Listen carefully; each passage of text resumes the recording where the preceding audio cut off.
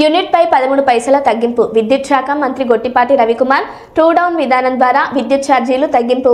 ఈ నిర్ణయంతో ప్రభుత్వంపై 4,498 కోట్ల బకాయిల భారం. ఈ నిర్ణయంతో రాష్ట్ర వ్యాప్తంగా గృహ వినియోగదారులకు, చిన్న వ్యాపారులకు ఊరట.